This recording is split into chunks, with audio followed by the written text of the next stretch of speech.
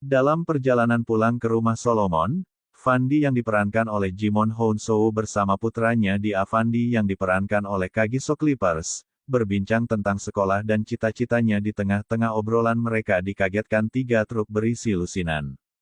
Mirip si pemberontak RUF, atau Revolutionary United Front yang bersiap menyerbu desanya, dengan sigap Solomon meminta dia lari dan sembunyi sementara dirinya bergegas lari ke pondok. Dan menyelamatkan istri dan 2 anak perempuannya, tak selang berapa lama darah dan mayat memenuhi jalanan desa Solomon, puluhan orang dibantai sebagai lega yang masih hidup ditangkap, namun nasib baik masih menyertai Solomon yang dibuang ke sebuah situs penambangan berlian di pinggiran Sierra Leone. Danny Archer yang diperankan oleh Leonardo DiCaprio, mendatangi markas RUF untuk menukar senjata dengan berlian. Saat ia hendak menyelundupkan berlian ke Libya, ia tertangkap oleh penjaga di perbatasan dan dibawa ke Kolonel Gotse Go Back End. Saat di penambangan Solomon tak sengaja menemukan sebongkah berlian raksasa berwarna pink.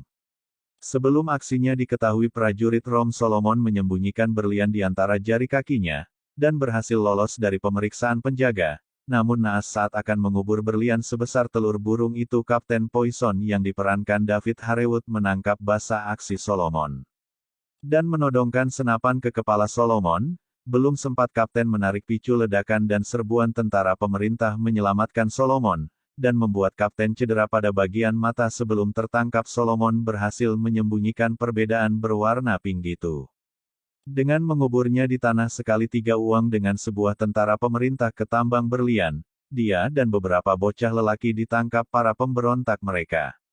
Di lain operan menembak, dicekoki drak dan dicuci otak, di penjara Solomon bertemu Danny Archer yang ditahan karena bermaksud menyelundupkan berlian untuk bosnya.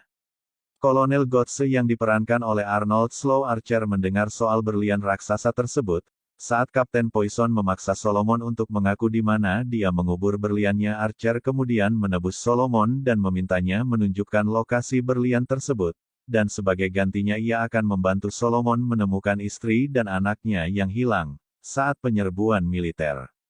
Di sebuah warung miras, Archer bertemu dengan seorang wanita yang bernama Di Bowen yang diperankan oleh Jennifer Connelly.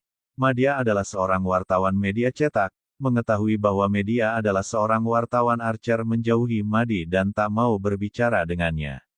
Mengetahui bahwa Archer sedang mengincar berlian merah muda, dia kemudian meminta Archer untuk mendapatkan berlian itu, dan menyerahkan kepada Kolonel Gue sebagai tanda pembayaran karena Archer masih punya hutang kepada Kolonel Archer. Kemudian menemui Solomon untuk bernegosiasi, namun sekelompok pasukan RUF datang dan membantai warga sipil. Beruntung mereka masih bisa selamat dan sampai di sebuah kamp pengungsian. Disinilah akhirnya Archer meminta bantuan Madi Bowen untuk memuluskan misinya. Ia meminta Madi untuk mengakses data PBB, guna menemukan keluarga Solomon. Sebagai imbalannya Archer akan memberikan semua informasi penting soal perdagangan berlian ilegal ke Liberia. Akhirnya Madi berhasil mempertemukan Solomon sekeluarga di sebuah kamp pengungsi. Sayang dia tak ada bersama mereka. Kenyataan ini membuat Solomon frustasi, terlebih Solomon sadar dia telah direkrut sebagai prajurit pemberontak RUF. Akhir-akhir paling lucu banget melihat bacalah lembek sesuai perjanjian. Solomon mengantar Archer ke lokasi berlian rahasia di Kono, dengan menumpang rombongan media. Sayang serangan milisi RUF mengacaukan rencana mereka. Untung Archer, Solomon dan Madi berhasil lolos dan diselamatkan milisi setempat, yang kemudian bergabung dengan kaum Kolonel Gotse di dekat konon cerita. Semoga Once Twice Gelo meledak. Udah kontrol exchange.